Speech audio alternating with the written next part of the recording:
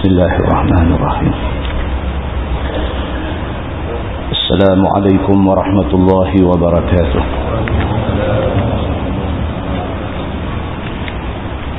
Alhamdulillah wa bihi nasta'in. Ashhadu an la ilaha illallah wahdahu la sharika lah. Wa ashhadu anna Muhammadan 'abduhu wa rasuluh. ونصلي ونسلم على هذا النبي الكريم سيد المرسلين وعلى آله وصحبه أجمعين. أما بعد، أيها المؤمنون اتقوا الله، أوصيكم وإياي بتقوى الله، faqad fazal muttaqun. Muslimin dan muslimat, mudah-mudahan dirahmati Allah Subhanahu wa taala. Di dalam sebuah hadis an Uqbah bin Amir radhiyallahu anhu annahu kharaja ma'a Rasulillah sallallahu alaihi wasallam fi ghazwati Tabuk.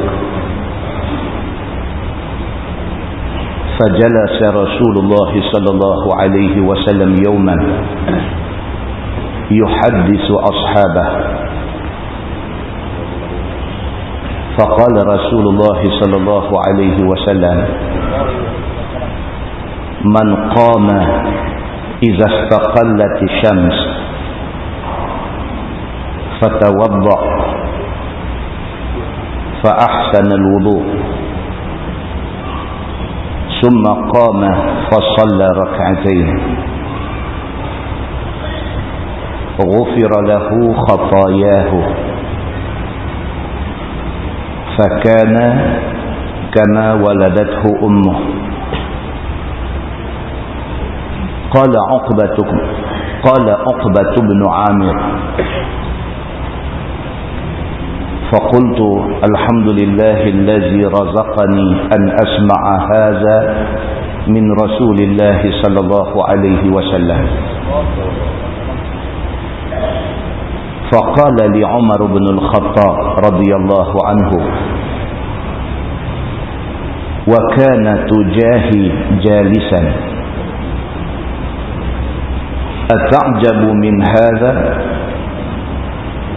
فقد قال رسول الله صلى الله عليه وسلم: أعجب من هذا قبل أن تأتيه. فقلت: ما ذاك بأبي أنت وأمي؟ فقال عمر: قال رسول الله صلى الله عليه وسلم: من توضأ فأحسن الوضوء ثم رفع نظره إلى السماء فقال: أشهد أن لا إله إلا الله وحده لا شريك له وأشهد أن محمدا عبده ورسوله.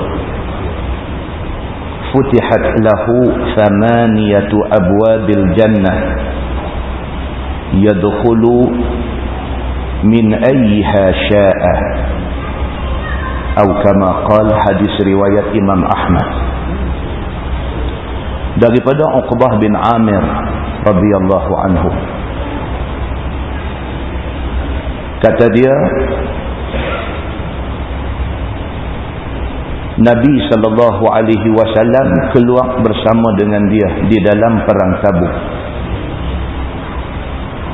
Uqbah bin Amir cerita, dia kata dia ikut Nabi sallallahu alaihi wasallam di dalam perang Tabuk. Fajalasa Rasulullah sallallahu alaihi wasallam yawman yuhaddithu ashabah. Dia kata Nabi sallallahu alaihi wasallam satu hari duduk-duduk bersama dengan sahabat dia, dan Nabi sallallahu alaihi wasallam cerita kepada sahabat-sahabat dia. فقال رسول الله صلى الله عليه وسلم من قام إذا استقلت الشمس فتوضأ فأحسن الوضوء ثم قام فصلى ركعتين غفر له خطاياه فكان كما ولدته أمه. Uqbah bin Amir kata Nabi SAW waktu duduk dengan sahabat dia pada satu hari, Nabi ada bagi tahu. Nabi kata barang siapa yang buat tidur qailulah. Tidur qailulah ni pun ada pesan daripada Nabi SAW. Tidur qailulah ni maksudnya tidur sat sebelum masuk waktu zuhur. Dan dia menjadi amalan Nabi SAW. Kalau hari ini kita sampai di Masjid Nabawi di Madinah, Raudah itu masjid asal. Masjid Nabawi hak asal, Raudah tu. Arah depan mihrab tu, di situ rumah Ummu Sulaim. Rumah Ummu Sulaim, mak kepada Anas bin Malik. Dan diceritakan bahawa Nabi SAW kerap kali daripada rumah dia pergi transit di rumah Ummu Sulaim, di rumah Anas bin Malik ni, tidur sah di rumah Anas bin Malik ni sementara nak tunggu masuk waktu zuhur. Tidur sat sebelum zuhur itu dia panggil qailulah. Dan dia adalah sunnah Nabi SAW yang sat lagi kita nak cerita apa hal dengan tidur qailulah ni. Apa istimewa dia, apa janji daripada Nabi SAW pada orang yang buat tidur qailulah ni, tidur sat sebelum zuhur ni. Hari ni MRSM Kepala Batas dia ada intake untuk budak tingkatan 1, dia panggil program Ulul Albab. Ada anak orang kot ni ada pergi juga. Dia nak ambil 180 orang. Yang main interview nak masuk 1,600 orang. Menunjuk kata ramai ibu bapa hari ni nak macam ni. Budak-budak yang masuk tingkatan 1 MRSM Ulul Albab ini, mereka mengaji macam budak-budak sekolah lain. Cuma ditambah kepada mereka bahasa Arab dan hafaz Quran. Budak MRSM hafaz Quran. Dan berdasarkan kepada pilot project yang daripada buat sebelum ni, di Negeri Sembilan ada, di mana ada 2-3 tempat MRSM dah buat dah. Ada budak yang sampai tingkatan 3 boleh hafal sampai 20 juzuk dah Quran. Di samping pelajaran akademiknya sangat cemerlang. Budak-budak ni dimasukkan di dalam jadual mereka tidur qailulah sebelum zuhur. Dia buat macam tu. Maknanya ustaz-ustaz yang ada dalam MRSM ini yang menjadi penggubal kepada program Ulul Albab ni, mereka selit masuk ni qailulah ini. Pasal apa? Pasal dia sunnah Nabi SAW. Budak-budak ni lepas mengaji sebelum zuhur dia akan main di surau MRSM tu, pakai tidur semua dulu sah. Sementara nak masuk zuhur, saat lagi masuk zuhur, mereka bangkit, berwuduk apa semua, sembahyang zuhur. Setakat program ni berjalan, perbezaan akhlak budak-budak ni dengan budak-budak lain dah boleh nampak. Apa dia qailulah ini? Nabi SAW bersabda, Nabi kata, man qama iza istaqallati syams fatawadda fa ahsana alwudu. Barang siapa yang tidur sat sebelum zuhur, qailulah, kemudian dia apabila masuk waktu zuhur dia bangun, fatawadda, kemudian dia berwuduk, fa ahsana alwudu, dia ambil wuduk tu elok-elok. Summa qama fa shalla rak'atain, kemudian dia bangkit, dia sembahyang sunat qabliyah zuhur 2 rakaat. Ghufira lahu khataya, diampunkan baginya kesalahan-kesalahan dia.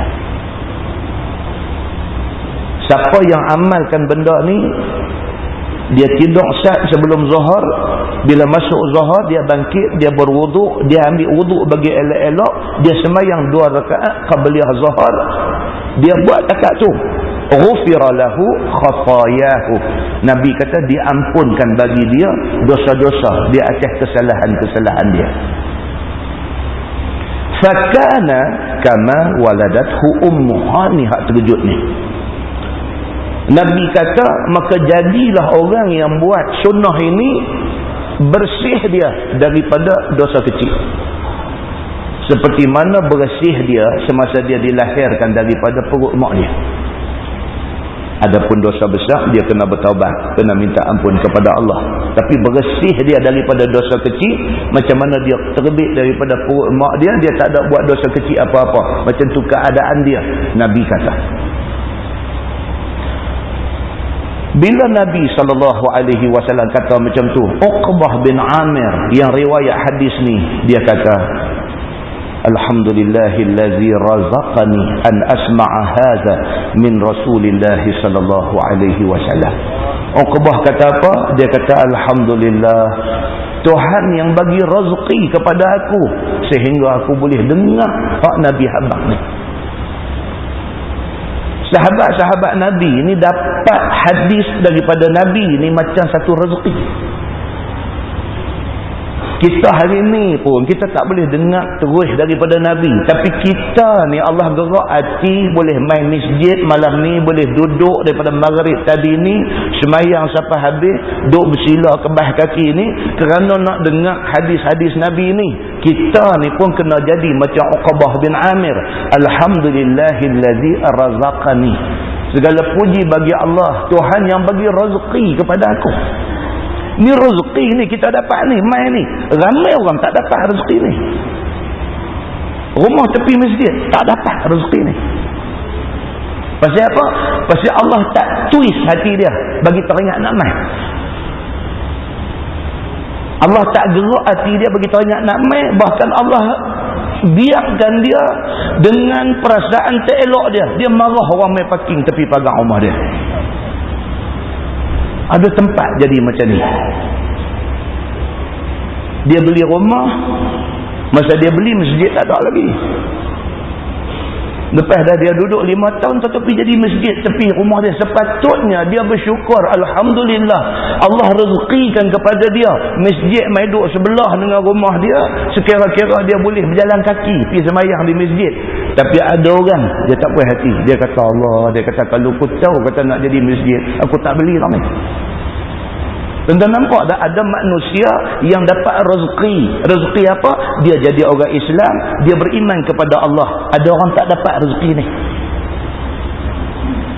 Uqbah bin Amir apabila Nabi SAW bagi tahu dekat dia, Nabi kata barang siapa yang buat qailulah, yang buat tidur sat sebelum zuhur, kemudian apabila dia bangkit, orang dah azan zuhur, dia bangkit, dia ambil wuduk bagi elok-elok, dia sembahyang qabliyah zuhur 2 rakaat. Barang siapa yang buat macam tu, Nabi SAW kata Allah ampun dosa dia, jadi dia macam budak baru beranak daripada perut mak. Uqbah bin Amir bila dengar Nabi habaq menyak tu, dia kata Alhamdulillahillazi razaqani. Segala puji bagi Allah, Tuhan yang rezekikan kepada aku an asma'a hadza min Rasulillah sallallahu alaihi wasallam, sehingga kan aku boleh dengar benda ni, hadis ni, benda yang berharga ni aku dengar daripada Nabi sallallahu alaihi wasallam. Faqala li Umar Al-Khattab radhiyallahu anhu. Uqbah kata Umar Al-Khattab bila dengar Uqbah kata macam tu, kata Sayyidina Umar ni kepada Uqbah bin Amir, dia kata ata'jabu min hadha, awak dia kata hang berasa hebat sangat ke apa hak Nabi kata tu? Umar kata kat dia, Umar kata kepada Uqbah bin Amir ni, dia kata ata'jabu min hadha, kamu rasa takjub, kamu rasa hebat sangat ke apa yang kamu dengar daripada Nabi sallallahu alaihi wasallam ni? Wa kana tujahi jalisan. Pada masa tu dia kata Umar duduk depan aku. Umar kata kat aku macam tu. Faqad qala Rasulullah sallallahu alaihi wasallam a'jaba min hadha qabla an ta'tiya. Umar kata kepada Uqbah bin Amir, oh dia kata hang mai terlambat. Kalau hang awal sikit, hak tadi Nabi habang lebih pada ni lagi. Dia kata. Atau rugi mai lambat. Uqbah bin Amir ni rupanya mai lambat sikit. Lambat sikit pun dia kata alhamdulillahillazi razaqani. Segala puji bagi Allah, Allah bagi rezeki kat aku dan dengar ni hak Nabi habaq ni. Umar kata kat dia ni hak hang dengar ni karan tak cukup kuat. Ada hak Nabi habaq tak start ni. Sebelum hang mai tak start ni Nabi habaq satu benda lagi kuat karan daripada ni. Faqultu wa ma dhaka bi abi anta wa ummi. Uqbah kata dekat Umar, bi abi anta wa ummi, demi mak aku, demi ayah aku. Wa ma dhaka, apa benda yang Nabi habaq yang lebih hebat daripada hak tak saat ni? Qala Umar, qala Rasulullah sallallahu alaihi wasallam, man tawadda'a fa ahsana al-wudu' thumma rafa'a nadharahu ila as-sama' faqala ashhadu an la ilaha illallah wahdahu la sharika lah wa ashhadu anna Muhammadan abduhu wa rasuluh. Futihat lahu samaniyatu abwabil jannah yadkhulu min ayyiha syaa. Tak sat sebelum hang mai Nabi SAW kata, man tawadda, barang siapa yang ambil ayat semayang fa ahsanal wudu, ambil bagi elok-elok. Sama macam tadi juga, siapa ambil ayat semayang ambil bagi elok-elok. Selepas selesai ambil ayat semayang elok-elok, summa rafa'a nazarahu ila sama, lepas tu dia angkat mata tengok ke langit.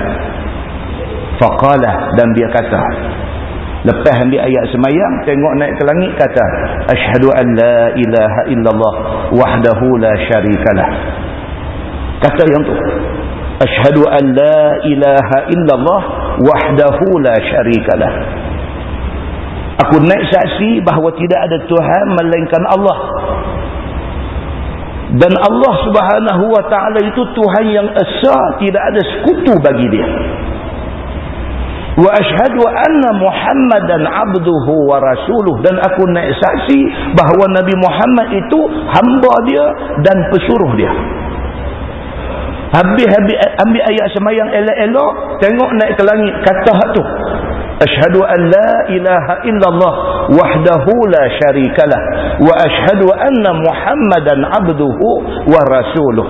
3 kali dah ulang, tak susah pun. Banyak tu aja Nabi kata, futihat lahu samaniyatu abwabil jannah, dibuka baginya 8 pintu syurga. Yadkhulu min ayyiha syaa, dia boleh pilih pintu mana dia nak masuk. Hadis itu hadis sahih riwayat Imam Ahmad. Tuan-tuan, saya ada abang di Masjid Sultanah baru ni yang kata riwayat Ahmad ni siapa dia? Ahmad ni Imam Ahmad bin Hanbal, imam mazhab Hanbali. Dia adalah imam mazhab yang keempat dalam kalangan 4 mazhab besar ni. Dia imam yang keempat, imam mazhab paling dunia. Zaman dia lah ilmu hadis ni macam hujan. Dia saja meriwayatkan 20,000 hadis lebih. Bahkan Imam Bukhari, Imam Muslim, Imam At-Tirmizi, Abu Daud, Ibnu Majah, An-Nasai, semua ni sebahagian besar daripada hadis mereka ambil daripada Imam Ahmad bin Hanbal. 12 Rabiul Awal hari ni. Islam ni dah lepas Maghrib dah jadi 13 dah. 12 Rabiul Awal adalah hari kewafatan Imam Ahmad bin Hanbal. Dia wafat pada 12 Rabiul Awal tahun 241 Hijrah pada umur 77 tahun. Ni hadis yang kita baca ni dia riwayat. Dia mati pada 12 Rabiul Awal, dan 12 Rabiul Awal itu jatuh hari Jumaat. Dia mati awal pagi. Mayat dia diiringi dan disembahyangkan oleh hampir 1 juta orang. Satu riwayat kata 750,000 orang, satu riwayat kata 780,000 orang, satu riwayat kata 800,000 orang. Kesimpulan dia hampir 1 juta orang mengiringi dan menyembahyangkan mayat ulama yang hebat ini. Umur 14 tahun sudah hafaz Quran. Imam Syafi'i guru dia. Dalam masa yang sama Imam Syafi'i berguru dekat dia dalam ilmu hadis. Imam Syafi'i kata dekat Imam Ahmad bin Hanbal, dia kata kalau sekiranya kamu ada kenal mana-mana orang yang mereka ini rawi yang meriwayatkan hadis dan mereka ini masih hidup di kawasan berdekatan dengan aku, Imam Syafi'i kata bagi tahu dekat aku kerana aku nak berguru dekat mereka. Muslimin dan muslimat yang dirahmati Allah sekalian. Kesimpulan hadis tu apa tuan-tuan? Kesimpulan hadis tu sahabat-sahabat hadis yang mereka dengar daripada Nabi SAW, mereka menganggap itu sebagai rezeki yang Allah bagi ke mereka. Kita hari ini pun anggaplah apa yang kita dapat daripada ilmu Quran dan ilmu hadis ini sebagai rezeki yang Allah takdirkan untuk kita. Di dalam sebuah hadis riwayat daripada Abdurrahman bin Abdullah bin Abdurrahman bin Abi Sa'sa'ah Al-Ansari Al-Mazini, dia kata an abihi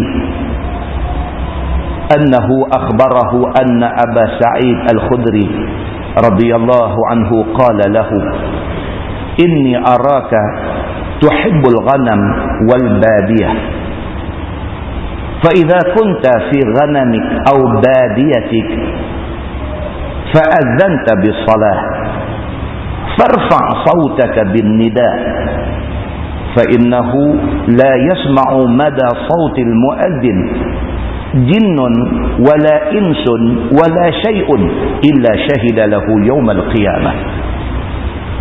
قال أبو سعيد سمعته من رسول الله صلى الله عليه وسلم. Daripada bapa kepada Abu Sa'sa'ah, dia kata dia ada bagi tahu kepada Abu Sa'id Al-Khudri radhiyallahu anhu, sahabat Nabi. Kata bapa Abu Sa'sa'ah ni, inni araka tuhibbul, dia kata Nabi SAW ada bersabda, inni araka tuhibbul ghanam wal badiyah. Nabi SAW ada kata kepada bapa kepada Sa'sa'ah ini. Nabi kata dekat dia, aku rasa kamu ni suka kepada al-ghanam, kepada kambing, wal badiyah, dan kampung. Itu kata Arab Badui. Arab Badui itu maksudnya pedalaman, kampung. Arab Badui ni maksudnya Arab darat. Itu yang kita duk baca dalam hadis, duk jumpa, duk buat pelik-pelik ni depan ni ya. Dia main dalam masjid, mengaji dekat Nabi, dia berasa nak terkencing, dia pergi hala ke dinding, dia murah kencing. Kan kita baca dalam hadis. Umar Al-Khattab nak bagi sebiji kan. Nabi SAW tegur, Nabi kata jangan duk balon dia, bagi dia habis kencing dulu. Umar kata ni macam mana ni orang main kencing dalam masjid, suruh kencing bagi perhabis. Bila habis tu barulah Nabi terang dekat dia. Kalau dia dah start merah kencing, hampir nak tabuh dia lari merambut habis, jenuh basuh satu masjid. Bagi dia perhabis satu tempat, tak lagi kita pergi tengoklah apa nak buat dengan tempat tu. Nama pun Arab Badui. Badui ni kampung darat lah. Sampai hari ni tuan-tuan, raja yang memerintah Mesir, raja yang memerintah Saudi ni, daripada setahun dia ambil beberapa hari, dia pergi ke tengah padang pasir, dia berkemah di sana. Pengawal-pengawal ni semua jaga keliling. Pasal apa? Pasal dia nak ambil itu kehidupan Badui tu. Pasal apa? Pasal itu asal mereka, asal mereka yang tu. Kita hari ni lah anak-anak Jentera, anak-anak Kuala Nerang, anak-anak kita orang Kedah ni pergi mengaji pandai, pergi jadi satu orang pangkat besar apa tu, pakai gelaran macam-macam Datuk Seri, Tan Sri, apa semua besar-besar duduk di Kuala Lumpur tu. Takkan dia sampai tak balik Kuala Nerang dah. Satu hari, satu ketika dia akan balik. Bila dia balik itu, dia nak cerita ke tak mau cerita aja, tapi hati dia Allah yang tahu. Dia duduk Kuala Lumpur tu, dia duduk Bukit Damansara, dia duduk Bukit Kiara, dia duduk tempat rumah tanya-tanya tu kira 5 juta. Allah. Tanya-tanya tu 5 juta. Dia duduk kawasan tu. Tapi satu hari bila dia balik mai ke Kuala Nerang, dia balik mai Wing nama kampung asal dia. Dia balik mai ke Wing, dia balik mai. Dia dapat udara kampung tu. Oh. Kalau dia jenis orang bagus tuan-tuan, air mata turun deras. Pasal apa? Itu asal dia. Pasal apa? Asal dia kebun getah. Pasal apa? Pasal dia besar hati bendang apa dia dah buat. Pasal apa? Pasal asal dia ialah selut hak dia duk pijak, duk cukup ikan ruan, ikan keli, ikan sepat. Ini asal dia. Dia pilah macam mana pun, satu hari pengkalan tu dia akan balik juga. Raja Saudi hari ni daripada dulu Al-Malik Faisal Al-Malik sampai hari ni setahun dia akan ambil 4-5 hari dia pinduk tengah padang pasir. Dia nak ambil udara padang pasir tu, kadang-kadang memburu di atas padang pasir tu. Lepas tu balik mai jadi raja balik. Nampak tak? Nabi SAW pernah kata, Nabi tengok kepada dia ni, kepada bapa, kepada Abu Sa'sa'ah ni, Nabi kata dekat dia, inni araka tuhibbul ghanam wal badiyah. Nabi SAW kata kat dia, aku tengok hang, aku tahu hang ni suka dengan kambing. Nabi kata, wal badiyah, hang suka dengan kehidupan kampung ni. Fa idza kunta fi ghanamik aw badiyatik fa azanta fi salah. Nabi kata, kalau satu hari hang pi duduk dalam kehidupan kampung hang balik ni, hang pi duduk belah kambing di tengah padang pasir, tak ada orang, tak ada manusia, tak ada apa ni, satu hari kalau hang pi duduk dalam keadaan macam tu, hang dengan kambing saja, tak ada siapa, tak ada manusia, tak ada apa. Nabi kata, fa'azanta bis salah. Kalau hang nak semayang walaupun seorang, hang azan seorang-seorang hang. Nabi kata kat dia, farfa sautaka bin nida, angkat suara tinggi-tinggi tengah padang pasir tu, tak ada siapa, bang seorang-seorang. Nabi kata, pasal apa? Fa innahu la yasma'u mada sautil muazzin jinnun wala insun wala syai'un illa syahida lahu yaumal qiyamah. Nabi SAW kata, suara yang laungkan untuk bang, untuk azan tu, kalau sekiranya didengar oleh jin, kalau sekiranya didengar oleh manusia, kalau sekiranya didengar oleh apapun, Nabi kata, illa syahidalahu yaumal qiyamah. Hari kiamat esok, mereka akan menjadi saksi di depan Allah Subhanahu wa ta'ala atas laungan azan hang tu. Nabi kata begitu. Qala Abu Sa'id Al-Khudri, Abu Sa'id yang dengar hadis tu, dia kata apa? Sami'tuhu min Rasulillah sallallahu alaihi wasallam. Dia kata, kun abang ka ampah, ni aku dengar daripada mulut Nabi sallallahu alaihi wasallam sendiri. Saya nak habangnya apa tuan-tuan? 2 hadis dah kita baca, nak cerita kata sahabat ni depa cukup menghargai apa yang depa dengar daripada Nabi. Ni Nabi yang kita duk sambut Maulid tiap-tiap tahun ni. Ni Nabi hak kita duk belarak pecah peluh tak kira siang tadi ni. Ni Nabi yang orang duk karang lagu nasyid yang memuja, yang memuji Nabi ni. Nabi ni disanjung sangat tinggi oleh para sahabat Nabi ridwanullah alaihim ajma'in. Di dalam sebuah hadis riwayat daripada Abi Tufail radhiyallahu anhu. Siapa Abu Tufail ni tuan-tuan? Abu Tufail ni gelaran dia, nama dia wallahu alam tak tahu apa. Tapi dia adalah sahabat last kali mati.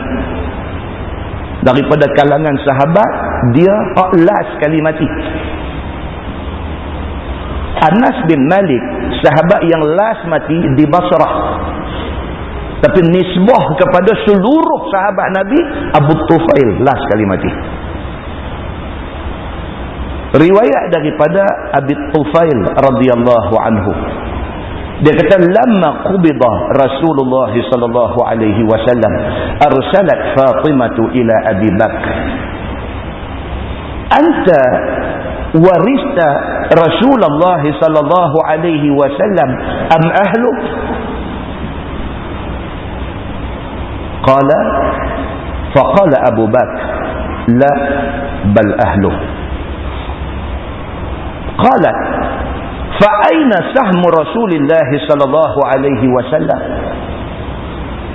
Qala faqala Abu Bakar inni sami'tu Rasulullah sallallahu alaihi wasallam yaqul inna Allah azza wa jalla idza at'ama nabiyyan ta'mah thumma qabadah ja'alahu lilladhi yaqumu min ba'dih fara'aitu an aruddahu 'ala al-muslimin faqalat Fatimah fa anta wa ma sami'ta min Rasulillah sallallahu alaihi wasallam a'lam atau kama qal, hadis riwayat Imam Ahmad daripada Abi Tufail radhiyallahu anhu. Kata dia, apabila diwafatkan Nabi sallallahu alaihi wasallam, bila Nabi wafat, arsalat Fatimah ila Abi Bakr. Fatimah anak Nabi sallallahu alaihi wasallam tulis surat kepada Sayyidina Abu Bakar. Fatimah anak Nabi, tentu ingat balik hadis yang Nabi kata apa? Lau saraqat Fatimah la qata'tu yadaha. Fatimah ni anak Nabi cukup sayanglah. Isteri kepada Ali bin Abi Talib.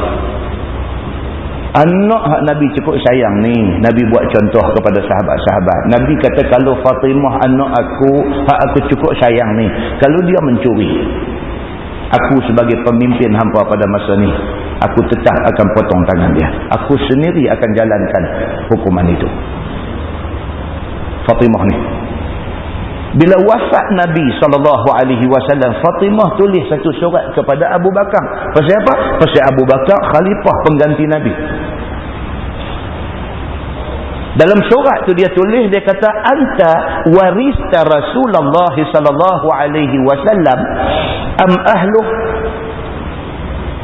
Fatimah ni cengeng. Dia tulis surat kepada Sayyidina Abu Bakar As-Siddiq. Dia tanya Sayyidina Abu Bakar, dia kata, wahai Abu Bakar, kamu kah, kami ni keluarga Nabi kah yang mewarisi Nabi sallallahu alaihi wasallam? Ditanya macam tu. Faqala Abu Bakar la bal ahluh. Abu Bakar jawab, dia kata aku khalifah pengganti Nabi, tetapi waris Nabi adalah keluarga Nabi. Dia kata, dia jawab macam tu. Qala, Fatimah kata balik, dia kata fa aina sahmu Rasulillah sallallahu alaihi wasallam.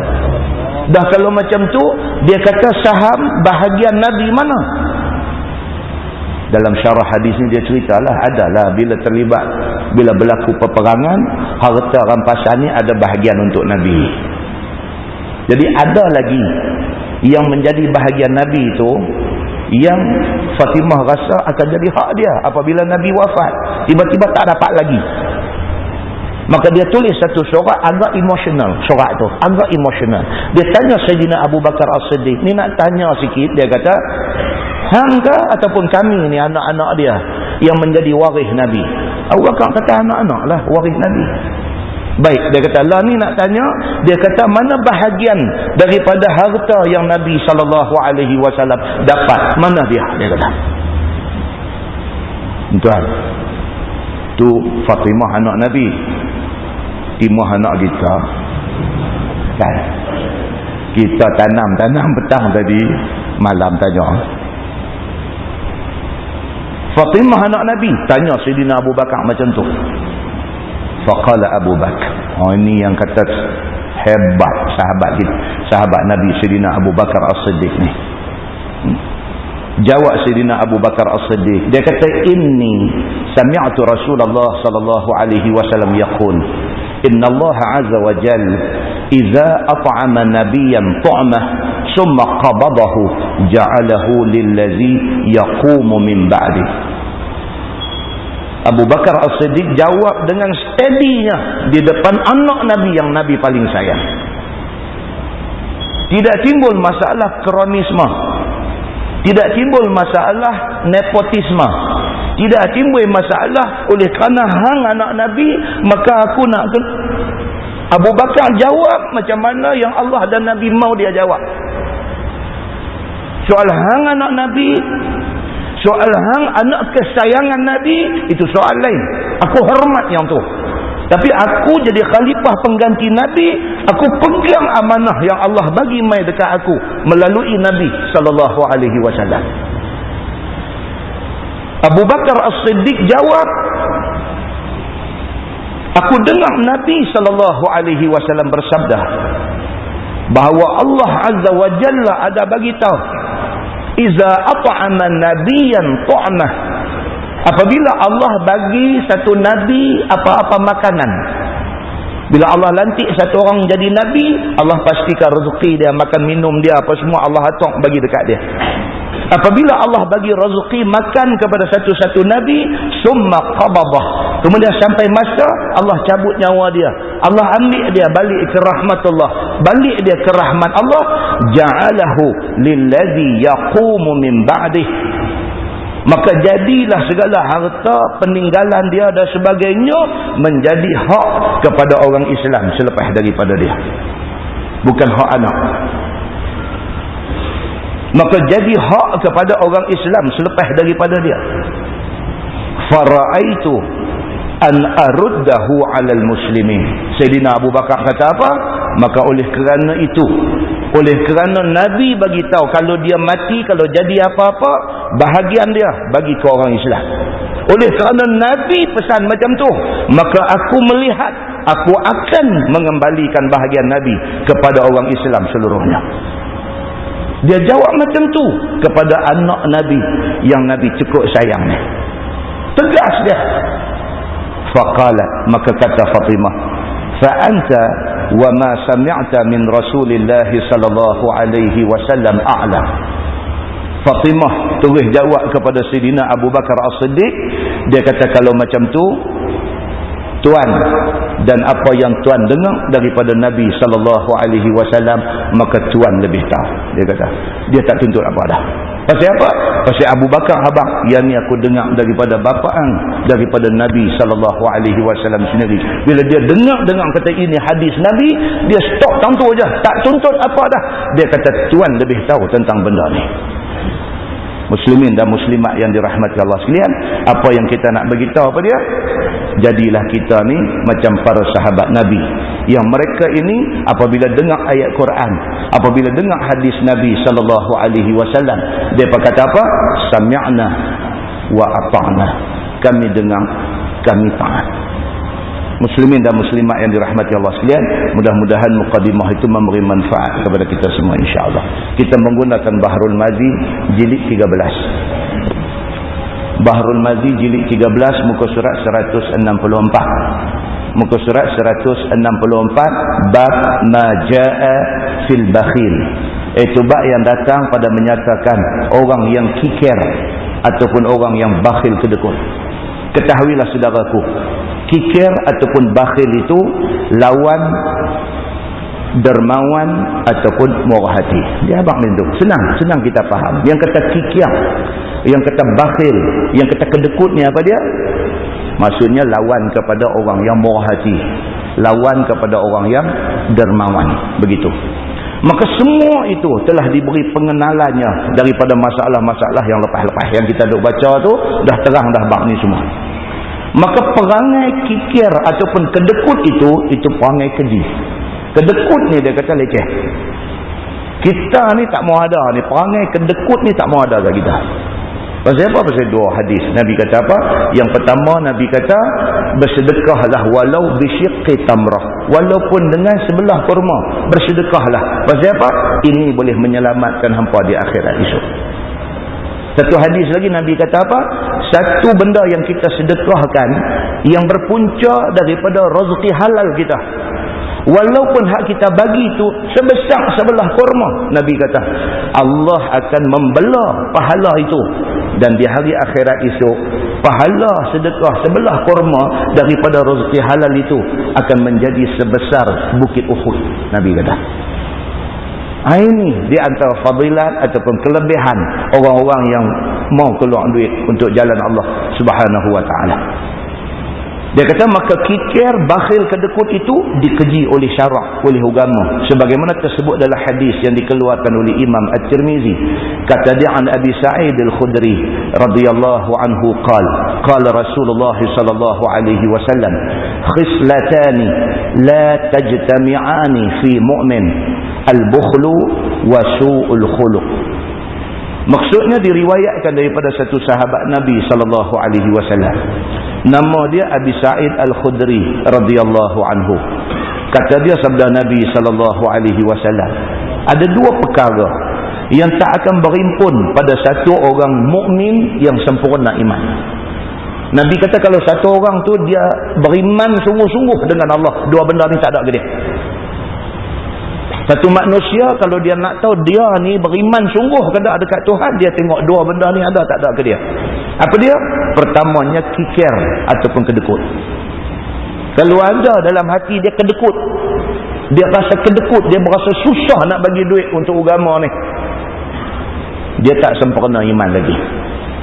Ataupun yang keduanya su'ul khuluq, perangai wuduh, jenis jahat, jenis hari-hari suka cakap bohong, jenis hari-hari suka fitnah orang, jenis hari-hari suka duk mengadu domba, duk pelaga orang bagi bergaduh dan sebagainya.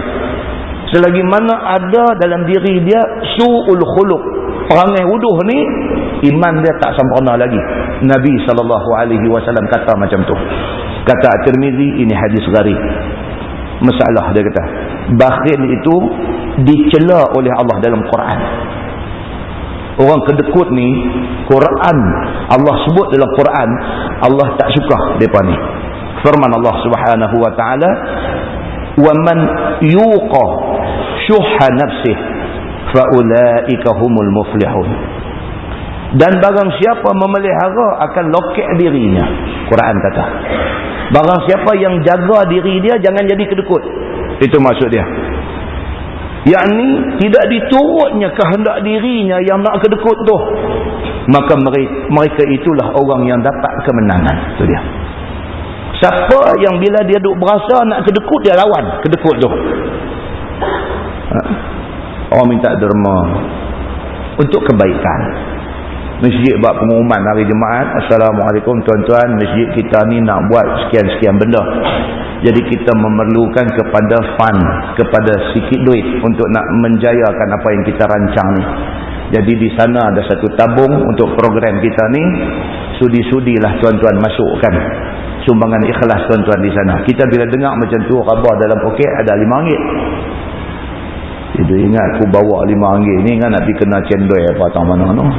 Jadi dia main kedekut tu, dia main lah kan. Dia ingat ni kalau aku bubuh ni jahanam, cendol-cendol ni semua. Malah bila-bila bagi, bila-bila tak tahu bila tak bagi ya. Itu maknanya kedekut. Barang siapa yang dia main ni, dia duk main kedekut ni, Quran kata apa? Dia lawan kedekut tu. No. Ini pahala. Cendol ni syurga punya cendol esok lagi sedap. Bismillahirrahmanirrahim, lepas RM5 masuk dalam tu. Kalau main dengan gerek, kayuh gerek beras balik, kayuh lambat-lambat dia menyesal pula. Kan? Lawan, dia lawan tu rasa kedekut, rasa bakhil, rasa kikir dalam hati dia tu, dia lawan, menangkan iman dia. Ini orang sempurna iman. Kan senang kan? Ini yang dia kata apa? Mujahadah dalam diri. Kita jihad, lawan ni nafsu yang ada dalam diri kita ni. Nak main kuliah ni pun jenuh, duk bersagang tadi ni. Pokok hujan main. Tengok ni ada nak hujan, tak hujan lagi. Tapi dia duk lagi dia kata kalau hujan nak balik pun satu masalah ni. Tu nak main kuliah. Kita lawan. Hujan ke, ribut ke, taupan ke, aku masjid malam ni. Bismillahirrahmanirrahim, langkah main. Kita menang dalam mujahadah diri kita. Benda macam ni lah. Maka Islam dia suruh kita challenge benda-benda macam ni. Benda nak tarik kita pergi jadi tak bagus, nak tarik kita bagi jadi rugi akhirat ni, kita mau duk lawan dia. Kalau kita menang dalam pertarungan dengan nafsu kita ni, sempurna iman. Nabi nak abang yang tu aja. Baik, cuba kita tengok dia kata apa. Dan lagi firman Allah Subhanahu wa taala, wala tahsabanna allazina yabkhuluna bima ataahumullahu min fadlih huwa khairan lahum bal huwa syarrul lahum sayutawwaquna ma bakhilu bih yaumal qiyamah. Dan jangan sangka akan seorang daripada kamu, akan orang yang kikir akan apa-apa yang dikurniakan Allah bagi mereka itu daripada kemurahan, iaitu baik bagi mereka itu. Tu yang kata terjemahan tu berbelit-belit tu. Dia nak abang apa? Dia kata hampa jangan duk sangka kata hampa kedekut tu bagus. Tu mudah faham. Ayat tu kata hampa jangan duk sangka kata kedekut tu bagus. Pasal apa? Pasal kedekut tu tak bagus.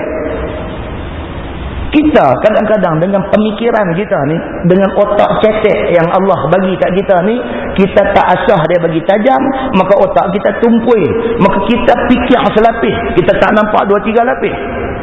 Kita duk nampak duit ada RM5, pergi bagi sedekah RM3 rugi. Pasal 5 tolak 3, dia tinggal 2. Kita duk nampak rugi. Maka ayat Quran ni dia mai dekat kita, dia nak abang hampa jangan duk nampak kata sedekah tu nak bagi hampa rugi. Pasal apa? RM5 pergi sedekah RM3 tu untung. Pasal apa? RM3 tu Allah ganda balik dekat kita di akhirat esok, bukan nilai RM3 lagi dah. Nilai dia besar di sisi Allah Subhanahu wa taala. Allah ni nak bawa kita ni pi macam tu, fikir. Fikir kita ni tak mau fikir takat tampan takat dunia aja. Allah ajak kita fikir lebih pada dunia, pi sampai ke akhirat esok ni. Pasal apa? Pasal akhirat itulah yang kekal abadi. Muslimin dan muslimat yang dirahmati Allah sekalian. Bahkan dia kata kedekut itu, dia kata jahat dan balak bagi mereka itu. Kedekut tu jahat, bahkan dia menjadi ujian kepada kita di atas dunia. Kerana lagi akan digelung ke lehernya, yakni ke leher orang-orang yang kedekut itu, akan apa-apa harta yang dikedekutkannya semasa di atas dunia, di hari akhirat esok ni. Apa benda yang dia duk kedekut sangat di atas dunia ni, esok Allah ambil semua tu, Allah kalungkan di tengkok dia di hari akhirat esok ni. Kalau dia duk tamak sangat dengan tanah ni akan dikalungkan di tengkok dia di hari akhirat esok. Kalau dia duk tamak, duk kedekut, duk jadi bakhil sangat dengan menatang ternakan dia, dengan lembu, dengan kambing dia, esok lembu tu Allah sangkut atas belakang tengkok dia di hari akhirat esok ni. Ada hadis tuan-tuan cerita tentang benda ni, bagaimana Allah Subhanahu wa taala ambil menatang-menatang yang menjadi kebanggaan dia masa atas dunia dulu. Bangga dia daripada mula bela lembu 5 ekor, hari ni lembu sudah ada 500 ekor dalam satu ladang yang besar. Dia bangga dengan bilangan lembu dia yang semakin bertambah sampai dia jadi manusia cukup kedekut, tak pernah buat peluang apa-apa untuk nak lahir rasa syukur atas apa yang Allah bagi ke dia. Esok Allah ambil lembu tu kalung pergi ke tengkok dia. Dan Allah Subhanahu wa taala sebut dalam Quran juga seumpama yang demikian itu. Dia kata masalah bakhil itu ada 2 macam. Pertama, bakhil dengan apa yang usaha dirinya. Itu yang kebanyakan orang. Dia usaha, dia buat kerja, dia dapat hasil, dia dapat apa, dia kedekut tak bagi orang share. Itu satu. Yang keduanya, bakhil dengan usaha orang. Yang ni lagi tak terpakai. Dia kedekut tu satu pasal. Dah duk pergi suruh orang lain kedekut sama. Orang main minta donation, orang main minta sumbangan, minta derma untuk nak buat program di masjid. Dia tak mau bagi. Satu bah. Dia pergi habang kat kawan dia ada duit juga. Kita seduk bagilah puak ni. Dia pun tahu apa, dia pun kutip duit kerana nak buat ceramah. Hantu je dia pun tahu. Awak buat ceramah salah kan? Ceramah tu ilmu. Daripada kita tak tahu tentang qailulah, ataupun kita hanya tahu qailulah itu sunnah Nabi, kita tak tahu siapa yang buat sunnah qailulah ini sampai macam tu besar janji daripada Nabi SAW dengan kerana mai dengar kuliah pengajian malam ni tahu. Tidakkah itu pertambahan ilmu? Tidakkah itu dengan kerana kita tahu tu, kita buat, kita mendapat peluang untuk dekat dengan Allah, kita dapat tempat dalam syurga. Maka menuntut ilmu tu tak ada ruginya. Menuntut ilmu tu untungnya besar. Oh dah, tak setuju. Dia tak mau bagi tak apa, pihak abang kat orang lain tak sedut bagi. Ini dia kata kedekut jenis kedua. Dia kata, cuba kita baca. Maka macam yang kedua ni dia kata lebih jahat daripada macam yang pertama. Macam kita kata tadi. Kitab pun kata lagu tu. Nombor dua ni lagi jahat, dia kata. Kerana punya orang, mengapa pula awak pergi masuk campur, buat tidak ia memberi, bermurah hati dan menderma. Hak orang punya, dia pergi duk suruh kawan tu kedekut sama macam dia. Macam ada satu jenis lagi, dia tak main mengaji. Dia pergi ajak orang pakai tu duk main mengaji. Ni pun ada satu penyakit juga. Dia tak main, tak apalah, tak main sudah pergi dua abang ke orang. Pergi di tempat kerja abang kat kawan, pergi tang mana jumpa abang, saduk pergi lah dia ni merepek aja abang. Dia tak mau main tu satu pasal. Dia pergi buat 2-3 pasal lagi. Bagi orang semua pakai tak mau main. Seronok pergi jadi macam dia. Dia buka satu kelab, boleh menganggotai kelab tu. Kelab tak main kuliah, dia panggil. Dalam masyarakat ni 1001 macam PL perangai tu ada dalam masyarakat ni. Dia duk cerita dia tak suka kat orang. Dia tak tahu orang pun tak suka kat dia. Ini penyakit manusia ni. Dia duk nampak orang, dia tak nampak dia. Mana ada dalam dunia ni tuan-tuan satu orang yang semua orang suka? Tak ada. Nabi Muhammad pun ada orang tak suka. Normal. Benda ni satu benda yang normal, biasa. Tentu sebutlah siapa pun dalam dunia ni, sebutlah satu nama siapa pun, ada orang suka, ada orang tak suka. Tak suka pi, tak suka duduk diam-diam. Jangan tak suka pi duduk ajak orang suruh tak suka. Setiap manusia Allah bagi akal. Dia ada pertimbangan dia sendiri. Dia pi, dia dengar, dia tahu. Hak orang habang betul kata betul, bila dia pi dengar dia tahu. Dia kata yang dia duk cerita macam lain, aku pi dengar lain.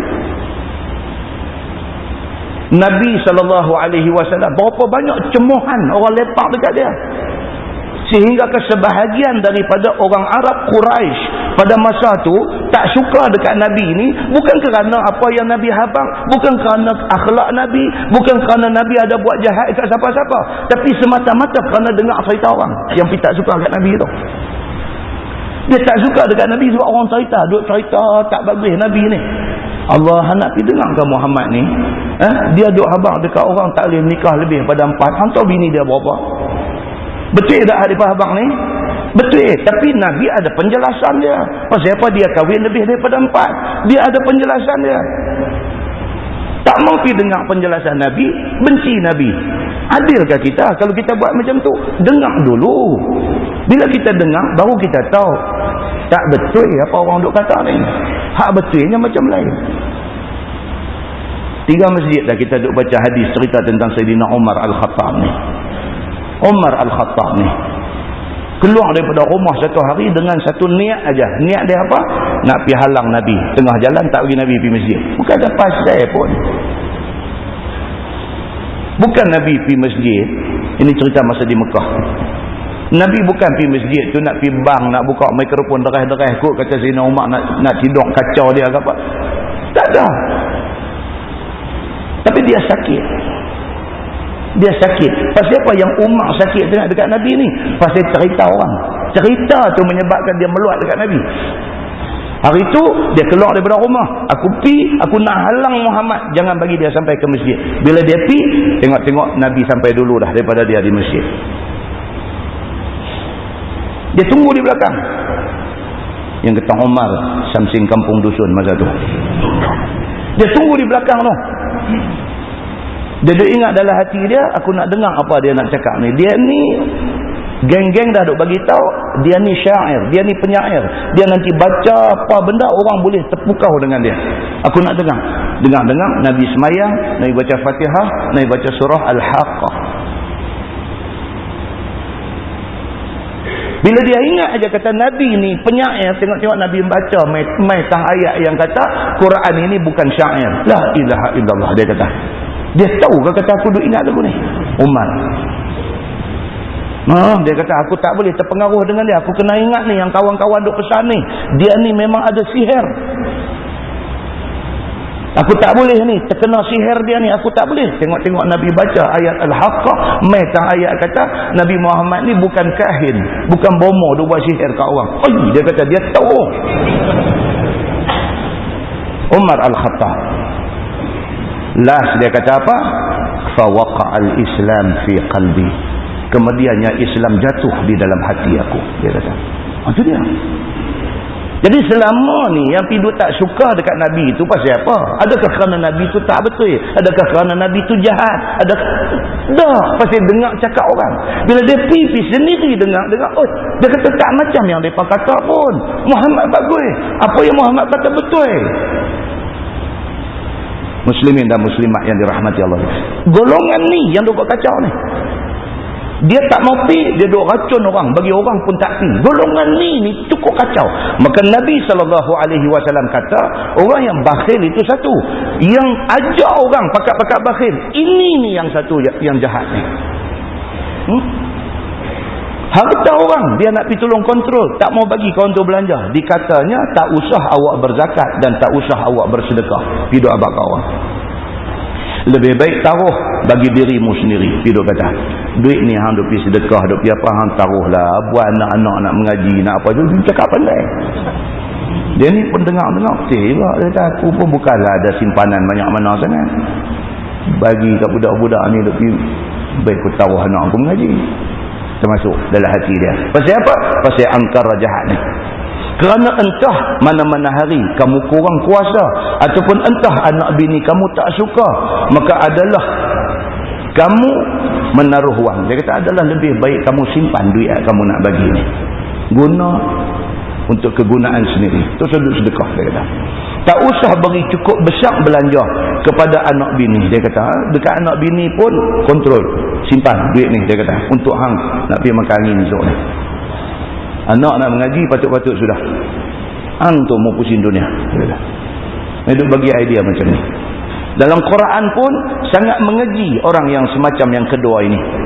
Iaitu firman Allah Subhanahu wa taala, allazina yabkhaluna wa ya'muruna an-nasa bil bukhl. Itu ayat Quran. Iaitu orang yang bakhil akan hartanya, tak mau dibelanjakan pada jalan baik, kemudian sudahlah dia bakhil, tak mau belanja harta ke jalan bakhil, ke jalan baik, dia pula disuruhnya orang berbuat bakhil sepertinya. Itu dia.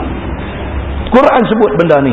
Maka jangan bersedekah, jangan buat apa khairat, maka itulah barang yang terlebih jahat dan terlebih keji di sisi agama. Hak ni lagi jahat di sisi agama. Baik, masalah dia kata bakhil itu tidak masuk syurga. Telah dikeluarkan oleh At-Tirmizi satu hadis yang menunjukkan orang bakhil kedekut tidak masuk syurga. Kata dia an Abi Bakr As-Siddiq radhiyallahu anhu anin Nabi sallallahu alaihi wasallam qala la yadkhulul jannah khibbun wala mannan wala bakhil. Tiga golongan Nabi sebut.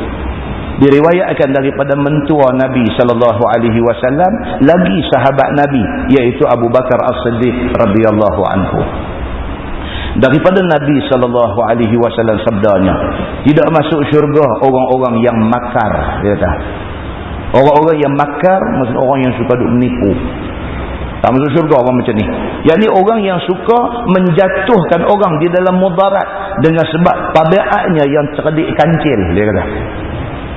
Mana tak tahu, cerdik kancil ni akal dia tu bagi jahanam orang banyak. Jahat. Dan bahasa orang putih dia kata cunning. Satu perkataan yang susah nak terang makna dia. Cunning. C-U-N-N-I-N-G. Cunning. Cunning ni dengan jahat pun ada, dengan nak kata apa ni, cerdik pun cerdik tapi jahat. Dajjal sama kok ni jenis macam ni kan, dia punya jahat ni dia lain macam cunning dia kata. Orang macam ni dia kata tak masuk syurga. Dia cerdik tapi dia guna cerdik dia tu nak berjahanam Islam. Ni karut ni cerdik, dia boleh fikir benda orang tak fikir lagi benda 10 tahun 15 tahun 20 tahun ke depan dia pergi dah, pemikiran dia jauh dah, tapi dia guna cerdik itu nak bagi perjahanam Islam. Kesian orang macam ni, suka menipu daya orang, dan tiada masuk syurga orang yang membangkitkan pemberian. Lagi satu, Nabi SAW kata tidak akan masuk syurga juga orang-orang yang dia ni suka ungkit. Buat baik dia ungkit. Dan tiada masuk syurga. Yang ketiganya ialah orang yang kikir kedekut. 3 golongan ni tak masuk syurga. Siapa dia? Khibun. Ni hak kata cunning tadi ni. Penipu, jahat, cerdik tapi guna kecerdikan untuk nak buat jahat. Tak masuk syurga, Nabi kata. Manan, suka diungkit kebaikan yang dia buat. Dan juga bakhil, orang yang kedekut, tidak masuk syurga, Nabi kata. Ini hadis hasan lagi gharib. Masalah dia kata bakhil itu berlindung Nabi daripadanya. Nabi minta doa lepas semayang, minta Allah jauhkan dia daripada sifat bakhil. Sebagaimana tersebut dalam hadis, ada mendatangkan doanya yang demikian ini. Nabi pernah berdoa, Allahumma inni a'udzubika minal bukhli wal kasal wa arzalil umur wa azabil qabri wa fitnatil mahya wal mamat. Nabi pernah doa macam tu. Apa dia? Wahai Tuhanku, bahawa aku minta berlindung dengan engkau daripada jadi kedekut dan juga penyegal. Nabi minta dekat Allah, minta jangan jadi ada dalam diri kita ni apa dia? Kedekut, yang kedua pemalas, penyegal. Ni penyakit orang Melayu. Dia segan, tak tahu pasal apa. Segan. Anak-anak ni habis dah mengaji tingkatan 5 habis. Tak mau je. Kau nak pergi kerja kelang pun tak mau. Kau nak minta kerja apa jadi apa pun tak mau. Kau nak buat kerja kampung pun tak mau.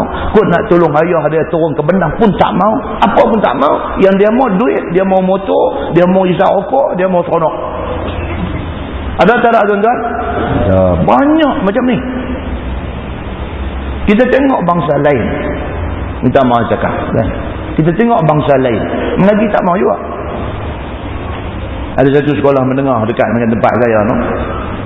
Saya kata satu, main sekolah tak mau mengaji, kacau je. Bangsa lain kacau je. Dia lari daripada kelas, dia pergi bergaduh dengan orang, dia lawan, dia apa-apa semua. Cikgu sudah marah. Cikgu marah dia balik abang kat pak dia. Tinggal satu. Esok pak dia main. Pak dia main bawa buku teks semua bagi. Cikgu kata pasal apa? Dia kata cikgu marah sama dia kan, dia tak mau baca kan. Kata dia tak mau baca. Dia tak mau baca, saya mau bagi dia kerja. Dia faham macam tu. Dia main hantar balik buku. Cikgu ni pula kata, saya bukan mau panggil dia berhenti sekolah. Saya marah dia pasal dia tak mau baca. Iyalah dia tak mau baca, tak apa. Kasih berhenti. Kacau saja ni budak. Dia kata.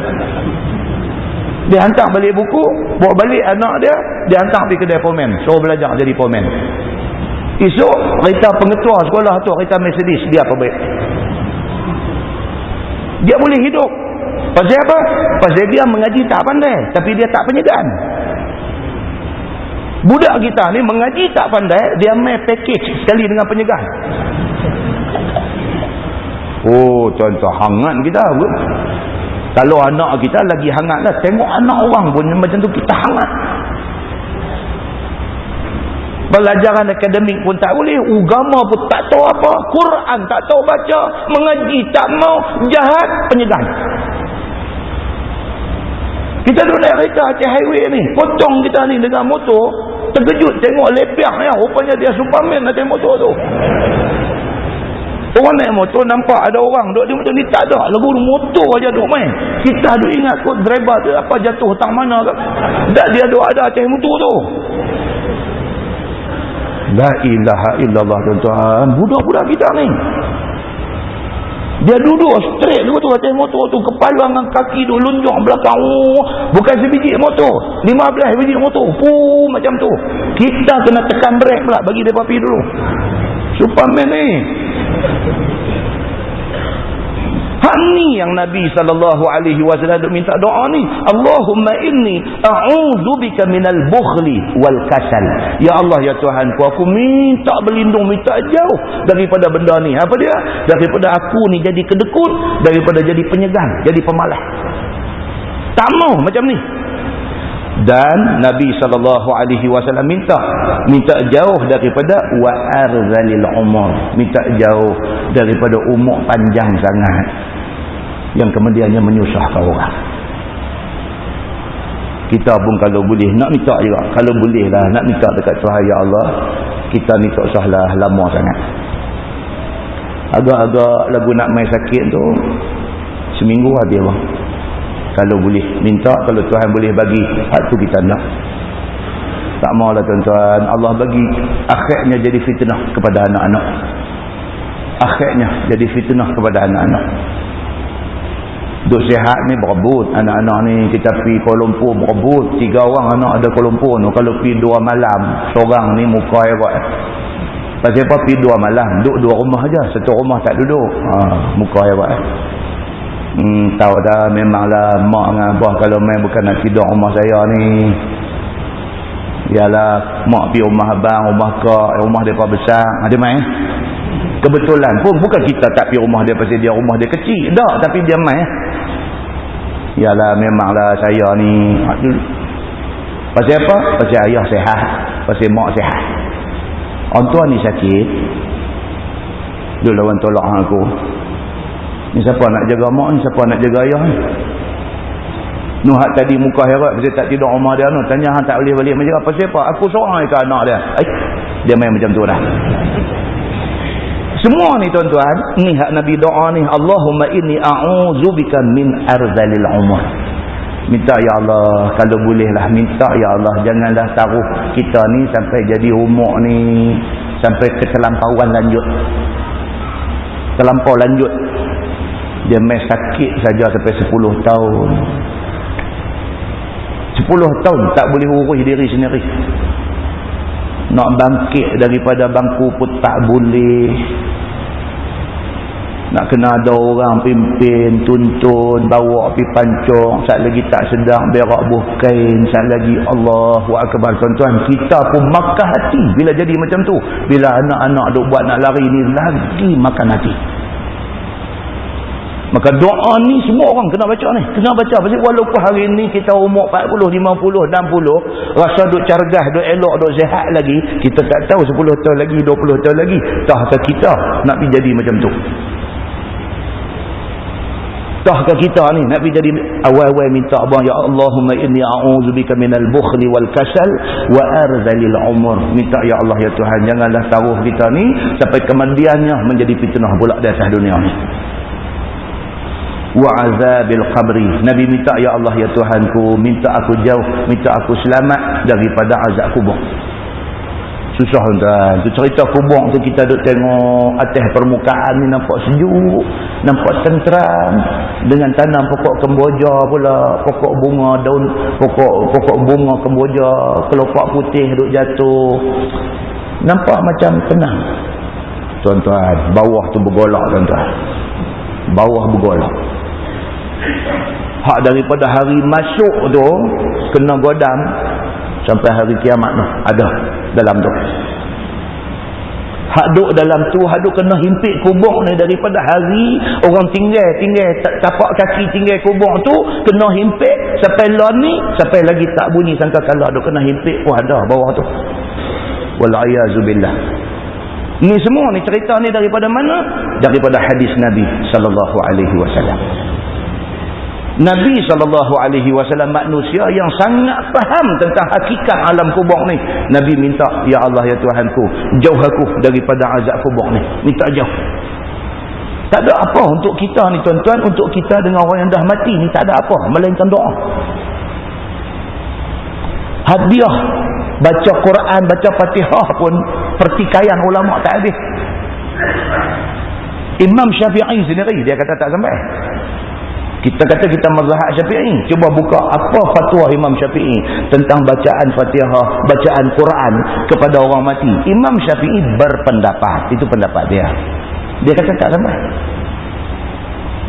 Pasal apa? Dia kata kalau baca sampai, dia kata Allah sudah berlaku tidak adil kepada orang kaya, orang miskin. Pasal apa? Pasal orang kaya bila dia mati dia spend duit. Dia orang Kubang Pasu, semua masjid dalam daerah Kubang Pasu baca Yasin, hadiah mai kat dia. Oh, macam tu pahala boleh beli ya? Macam mana dengan Allah? Orang yang Allah takdirkan susah, miskin, dia tak boleh nak keluar duit, suruh orang baca Yasin kat dia. Maka Imam Syafi'i dia ambil satu keputusan, satu pendirian, satu pendapat dia kata tak sampai. Tapi ada ulama-ulama dalam mazhab Syafi'i kata wallahu a'lam, innamal a'mal binniyat. Amalan yang kita buat ni semua ni bergantung niat kita.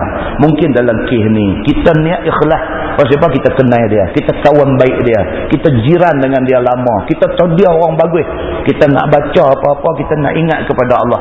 Niat kita kepada Allah, ya Allah, kalaulah bacaan aku ni ikhlas, bacaan aku ni berpahala, ya Allah sampaikan kepada kawan aku ni, pulang ke Allah. Kalau Allah nak bagi sampai, itu hak dia, itu pendapat, itu pun pendapat.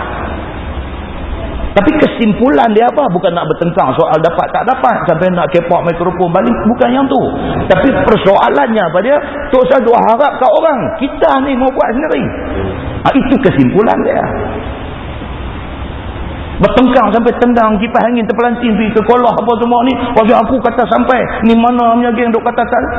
Apa benda tu dah? Bukan itu tajuk dia. Tajuk dia apa dia? Jangan bergantung pada orang, jangan duk harap pada orang. Kita sendiri ni Allah bagi kita peluang hidup, Allah bagi kedarat dekat kita, Allah bagi dekat kita akal fikir boleh duk berjalan dan sebagainya. Kita sendiri buat untuk kita. Hak selebihnya kalau orang nak buat ikhlas nak sampai, itu hak Allah, kita tak boleh campur.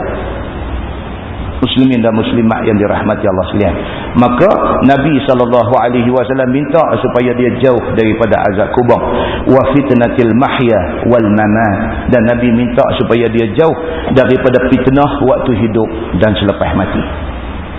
Waktu hidup ni 1000 macam fitnah ada tuan-tuan dalam hidup kita ni. Menikah baru 3 bulan bergaduh, bergolak rumah tangga. Menikah sampai dah bercucu dah. Cucu sulung pun dah menikah, boleh cicit seorang dah.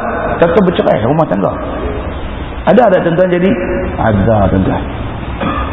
Satu sahabat jadi qadi di sebelah Penang. Dia kata Masya Allah Ustaz, dia kata. Laki-laki umur 86. Bini umur 80. Bercerai Ustaz, dia kata. Ui, kata pasal apa? Bancuh yang teh.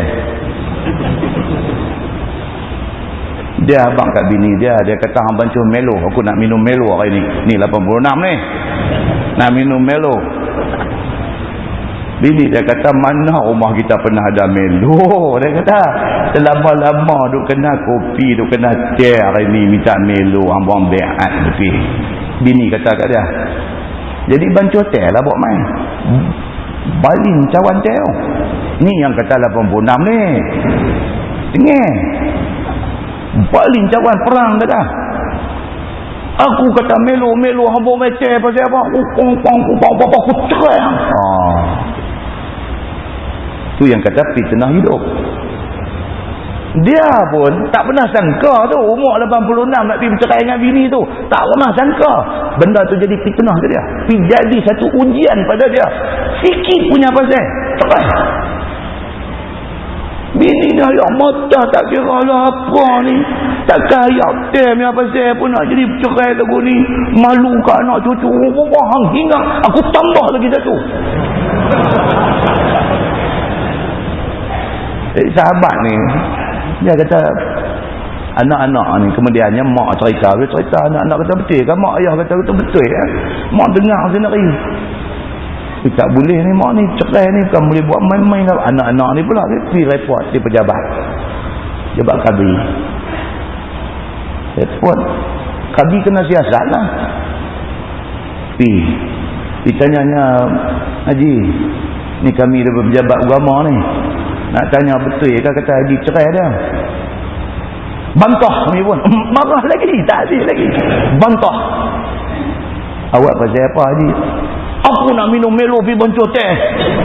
Betul ya? Mana betul ya? Oh. Nak kata apa ke dia? Dia boleh jadi tuan-tuan fitnah hidup. Ujung umur dah dia pergi jadi lagi macam ni. Muda ni lah kata lah. Menikah. Anak sulung yang kata 5 kan? Anak sulung yang kata 5 ni mau ada umur 40-an dah lah.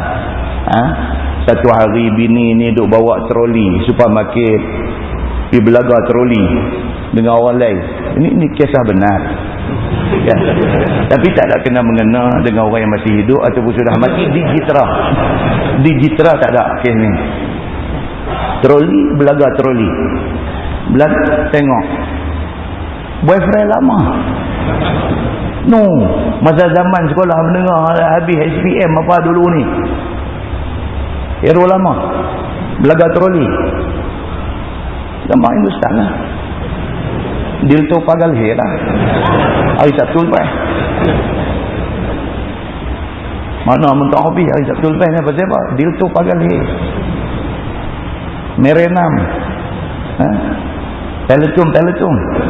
Biar jadi macam tu, apa tuan-tuan? Boleh ambil nombor handphone balik. You duduk di mana lah ni? You duduk kerja apa? Apa? Ambil nombor handphone hang, ambil nombor handphone aku. Start dengan lagu tu. Kunun-kununnya nak sambung balik hubungan kawan. Kununnya melarat. Api asmara dulu dia marak menyala balik. Melarat rosak habis semua.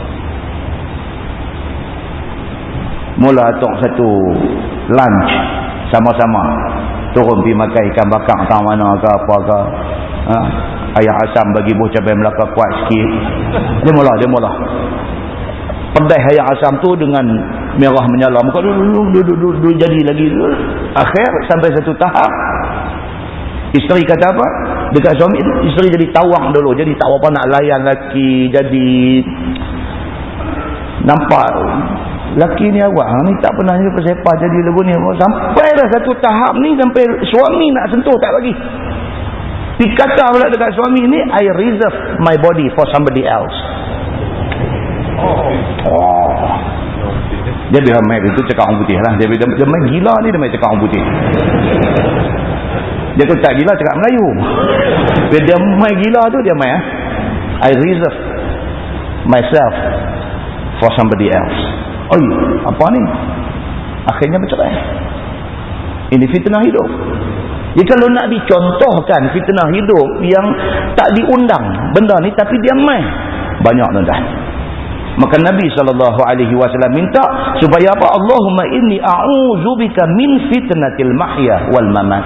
Minta jauh daripada fitnah hidup dan fitnah selepas mati. Masalah dia kata bakhil itu hendaklah ditakuti menurut sebagaimana pesan dan ajaran Nabi SAW, seperti dalam hadis riwayat Imam Muslim, sabda Nabi SAW, ittaqu zulma fa inna zulma zulumatun yaumal qiyamah. Maksudnya takutlah oleh sekalian kamu akan perbuatan zalim, kerana perbuatan zalim itu kelam-kelam pada hari kiamat. Kita buat nanya orang atas dunia ni, akhirat kita esok gelap. Orang ada cahaya nak berjalan nampak nak pergi ke mana, oleh kerana kita zalim masa atas dunia. Buat zalim ni bukan ke orang saja, ke isteri, ke suami, ke anak-anak, ke jiran, ke mak pak, ke kawan-kawan. Kita buat zalim, di akhirat esok dia kata kelam, gelap, tak nampak apa. Sambung hadis Muslim tu dia kata wattaqu syuha fa inna syuha ahlaka man kana qablakum hamalahum ala an safaku dima'ahum wastahallu maharimahum.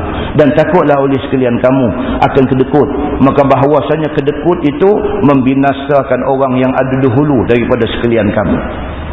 Nabi kata orang umat dulu kerana kedekut mereka melingkup. Disebabkan kedekut itu mereka berbunuh-bunuhan. Kerana kedekut tu dia boleh sampai jadi membunuh di antara satu sama lain, dan dihalalkan oleh mereka itu akan yang haram-haram. Kerana kedekut, kerana tamak, dia kedekut, dia mainkan tamak sekali ya. Bila dia kedekut, bila dia tamak, benda haram pun dia randuk habis-habis. Dia jadi macam tu. Masalah dia kata murah itu sifat orang mukmin, sebagaimana tersebut dalam hadis At-Tirmizi. Kata dia an Abi Salamah radhiyallahu anhu qala Rasulullah sallallahu alaihi wasallam al-mu'min ghirrun karimun wal fajir khibbun lain. Maksudnya diriwayatkan daripada satu sahabat Nabi sallallahu alaihi wasallam, nama dia Abu Salamah radhiyallahu anhu. Ni Abu Salamah ni dia mati, Nabi berdoa ke dia, Allahumma ghfir li Abi Salamah warfa' darajatahu minal mahdiyin waghfir lana walahu ya rabbal alamin. Nabi berdoa dekat Abu Salamah ni, isteri sedih. Nabi kata dekat dia, tak apa, sabarlah, Allah akan ganti kepada kamu satu suami yang lebih baik daripada Abu Salamah. Nabi kata gitu. Ummu Salamah isteri kepada Abu Salamah ni, dia kata apa? Dia kata, tak ada ya Rasulullah, tidak akan ada satu laki-laki yang boleh jadi lebih baik daripada suami saya Abu Salamah. Dialah orang paling baik. Tak lama lepas tu Allah memerintahkan Nabi pergi meminang Ummu Salamah ni. Dia mendapat Nabi sebagai suami dia. Ini cerita dia. Baik. So dia kata diriwayatkan daripada satu sahabat Nabi SAW, nama dia Abi Salamah radhiyallahu anhu. Kata dia, sabda Nabi SAW, bermula orang yang mukmin itu tidak ia menipu sebagaimana akal kancil. Kalau betul beriman, dia tak macam tu. Dan betul katanya, dan bagus hatinya. Dia akan jadi orang yang hati bersih, hati lurus, dia tak ada ingat kona-kona. Kalau betul beriman, dia orang macam tu. Dan baik sangkanya dengan orang. Kalau betul dia orang beriman, dia tak buruk sangka ke orang. Dan suka dia membuat memberi mudarat orang. Kalau sekiranya dia betul beriman, dia tak akan buat orang bagi jadi mudarat, tak buat naya ke orang. Dan suka merosakkannya, dia tak akan jadi orang yang suka merosakkan orang. Orang jahat ni, dia pergi perosak rumah tangga orang, dia pergi macam-macam. Dia jadi bos di pejabat, domi SMS dengan bini orang. Bini orang tu kaki tangan dia, di pejabat dia domi SMS dengan bini orang. Yang suami ni tidur malam pukul 2 pagi, handphone bini duk masuk SMS lagi. Suami mana yang tak ingat macam-macam? Ini fitnah hidup lah. 2 pagi handphone bini bunyi, tek masuk SMS. Bini pun bila bunyi macam tu, dandan bangkit-bangkit lari masuk dalam pancong, dia baca SMS dalam pancong. Maka menambahkan lagi curiga. Selalu SMS pun dia kata, abang tolong baca, siapa dia hantar. Tapi sejak ada cerita pelik-pelik ni, bunyi aja ambil lari masuk pancong, dia baca dalam pancong. Awak pancong lampu terang ke? Ini ceritanya, ini cerita. Contoh-contoh ni contoh yang duk berlaku dalam masyarakat hari ni. Satu hari bunyi, suami tangkap dulu. 2 pagi SMS duk masuk, sayang lah, duk abang tak boleh tidur, duk nampak muka. Laki ni duk belajar silat selendang merah tak putih limau. Bila jumpa kes macam ni malah nak karate apa, gentin tak ada karate bini dia. Ni benda macam ni duk jadi. Dia merosakkan rumah tangga orang. Bermakna dia, kalau dia beriman pun, iman tak sempurna. Orang yang sempurna iman, Nabi kata dia tak kacau, dia tak rosakkan rumah tangga orang. Lagi busuk, lagi keji asalnya. Kalau orang yang beriman, dia tak ada busuk hati, dia tak bersifat keji. Begitu kata At-Tirmizi, ini hadis gharib. Masalah bakhil itu satu perkara yang membinasakan.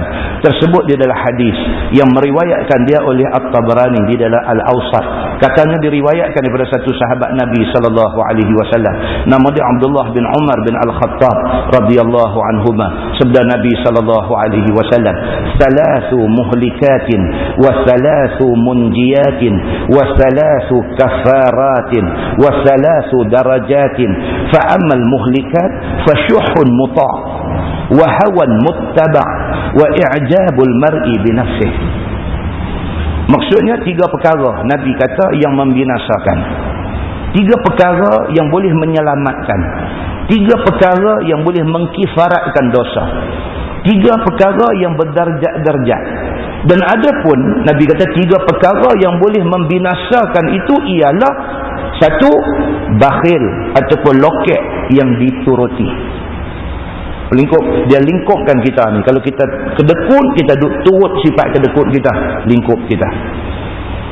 Dan yang kedua yang boleh membinasakan, dia kata ialah wahawan muttaba', iaitu hawa nafsu yang diikuti. Ikut hati kita nak apa, mau apa, kita ikut. Kita tak pernah bagi peluang kepada diri kita ikut akal kita yang sehat. Ikut hati aja, dia merosakkan kita. Dan yang ketiga yang boleh membinasakan ialah heran seseorang akan dirinya.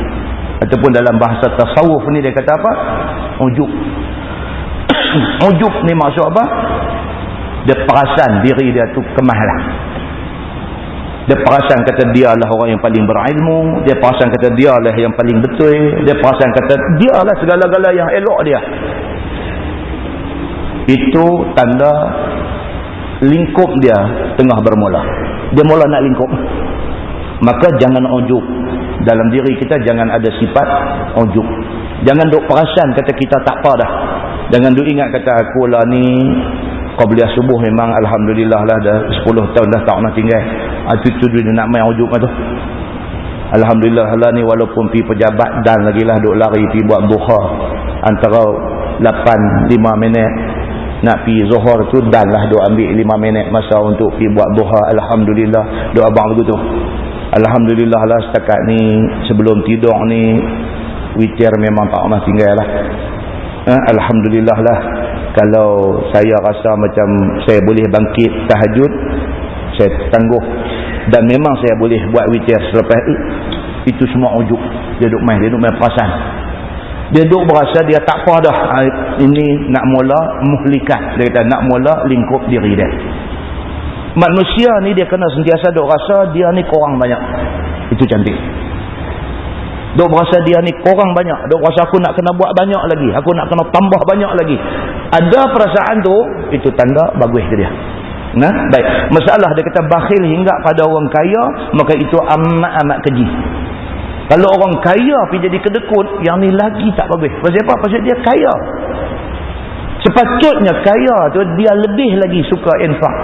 Dah, bila kaya lagi kedekut, ini paling tak bagus. Sebagaimana tersebut dalam hadis diriwayatkan daripada satu sahabat Nabi sallallahu alaihi wasallam, nama dia Abu Hurairah radhiyallahu anhu. Kata dia sabda Nabi sallallahu alaihi wasallam, apabila ada pemerintah negeri kamu itu orang-orang pilihan, yakni orang-orang yang berkelebihan, orang-orang yang beramal sebagaimana suruh Allah, dan orang-orang yang kaya-kaya, dan orang-orang yang suka menderma, dan sekalian pekerjaan kamu dilakukan dengan bermesyuarat, maka pada ketika itu hidup kamu di atas muka bumi ini lebih baik daripada kamu mati.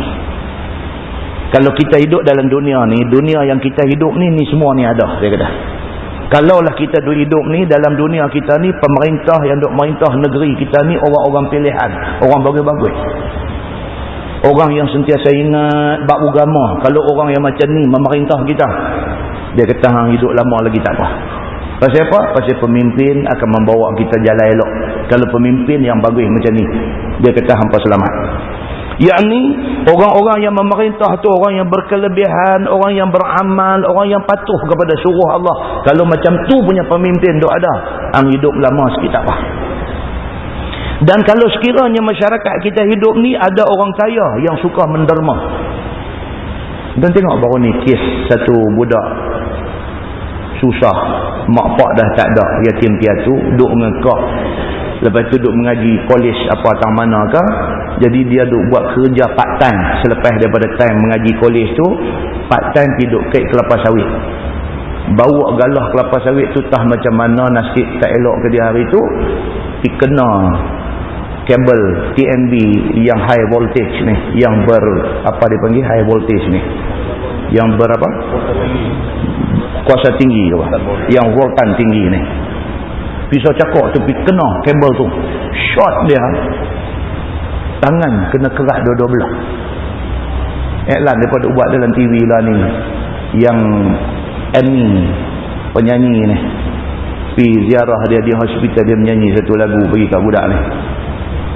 Sekurang-kurangnya kan, dia ada simpati ke budak ni. Kesian tuan-tuan. Kak dia ni merayu dekat pihak hospital ni, tak sah potong tangan adik dia. Pasal apa? Pasal kami susah, dia kata. Ni kalau potong tangan dia dua-dua belah ni, bertambah-tambahlah susah dia kata. Dia nak kerja apa esok ni? Dia kata tangan tak ada dua belah. Pihak TNB pula, kawan saya ada seorang, dia penasihat undang-undang dalam TNB. Kami pun pakai email dekat dia kan, tengoklah kes ni, kata iyalah, dia kata dari segi undang-undang itu kawasan larangan. Dia kata mana boleh duduk lalu di bawah kabel high voltage ni. Dia kata tak boleh. Jadi bila lalu tu sudah salah undang-undang. Kita kata dia sudah kira undang-undang sangatlah. Tengok ke budak tu, kesian kat dia. Dia bukan budak jahat. Kalau dia pergi ragah tiang tu, dia pergi kerana niat nak curi kabel ke apa, dia pergi kena lagu tu, dia usah kerat tangan, kerat habis semua pun tak apa. Jahat. Ini bukan budak baik. Nak pergi malang lah. Malang je kata kemalangan. Tapi akhirnya pihak asli terpaksa sebab tak boleh diselamatkan tangan dia tu. Apa lecok badan ni sampai berapa persen, sampai ke kaki tu dia karan tuan-tuan, elektrik ni kerat tangan dua-dua belah, kesian. Ini benda Allah Subhanahu Wa Taala tunjuk dalam ramai-ramai orang tu ada ni, ada orang yang Allah uji dengan benda-benda macam ni. Ramai orang kaya duk ada dalam Malaysia ni. Kalau satu orang kaya bagi 1,000, tak bercalah pun kulit dia, tak bercalah. Satu orang kaya bagi 1,000. Ramai orang kaya yang duk ada dalam Malaysia ni. Pakat-pakat bagi sumbangan. Buatlah kok mana pun, tolong dia. Yang sepatutnya tanggungjawab ini dipikul oleh kerajaan. Sepatutnya. Kan? Itu satu bab lah. Kerajaan tak mau pikir, tak mau tengok kes budak ni pasal dia ni siapa. Itu kerajaan. Siapa jadi kerajaan jawab depan Allah. Ni hak orang ada duit ni pun satu lah. Kita duk tolak pergi ke kerajaan, kita tak tolong pun tak boleh juga. Dia keluar akaun number dia, rancangan dia berapa hari bulan ni nak keluar dalam TV. Tuan-tuan tengok, dia akan keluar di bawah tu esok ni akaun bank dia. Tuan-tuan tak ada banyak, bagi RM10. Kita bagi RM10 nak tolong dia, esok apa-apa jadi ke kita, Allah gerak hati orang lain, RM10 mai kat kita. Ini kena ingat. Ini dia bagi tahu dekat kita. Dia kata kalau sekiranya ada dalam masyarakat kita hidup ni orang-orang kaya yang ada suka menderma, dia kata. Dan urusan dalam negeri kita hidup ni diputuskan secara musyawarah. Kalau macam ni punya suasana ada, apa hidup lama tak apa, dia kata. Tapi kalaulah sekiranya berlaku sebaliknya, kamu hidup di dalam masyarakat yang tak ada benda-benda yang disebutkan tadi, dia kata kamu mati pun tak apa. Nabi kata begitu. Pasal apa? Pasal hidup dalam masyarakat, pemerintah pun jadi gelong huru-hara nak buat benda-benda yang tak senonoh, maksiat nak disuburkan, macam-macam benda dia hidup bagi jadi tak elok lagi. Kalau itu keadaan yang masyarakat kita hidup, kita mati pun tak apalah. Pasal apa? Pasal hidup pun kita terdedah kepada fitnah yang bermacam-macam. Ini hadis yang kita baca ni. Dan satu lagi sabda Nabi SAW, apabila diketahui Tuhan akan baik akan sesuatu kaum itu, dijadikan yang memerintah hal ehwal orang Islam itu orang yang ahli akal, lagi bersifat kelebihan dan berilmu dan beramal. Kalau kita ni duk buat benda baik, Allah akan hantar mai dekat kita pemerintah yang baik. Tapi kalau kita ni sendiri pun jahat, padanlah dengan pemerintah yang duk ada, dia tak membantu kita jadi orang baik. Pasal kita sendiri pun nak jadi jahat. Nah, wallahu a'lam. Tu. Kemudian tajuk akan datang fil nafaqah fil ahli. Iaitu cerita tentang nafkah kepada keluarga. Adakah duit ringgit yang kita duk belanja dekat anak bini kita itu, adakah duit itu habis secara sia-sia, ataupun sekupang yang kita belanja untuk sekolah anak kita, RM1 yang kita bagi untuk belanja dapur masak bini kita, itu menjanjikan satu yang besar di sisi Allah ataupun tidak? Kita tengok bulan 4, bulan depan cuti sekolah. Nah, jadi bulan depan cuti sekolah jatuh ke Masjid Al-Muttaqin Jitra. Jadi Masjid Sultanah Bahiyah insya-Allah ada. Kemudian tajuk yang selepas daripada itu adalah tajuk-tajuk yang juga menarik, fi dhiyafah wa ghayatid dhiyafah kam hiya. Tajuk yang lagi akan datang, dia kata cerita pi makan angin, pi berjalan rumah adik-beradik ni, kita boleh duduk berapa hari. Kita boleh duduk berapa hari di rumah dia. Hari ni kalau tuan-tuan berpeluang sampai di Kuala Lumpur,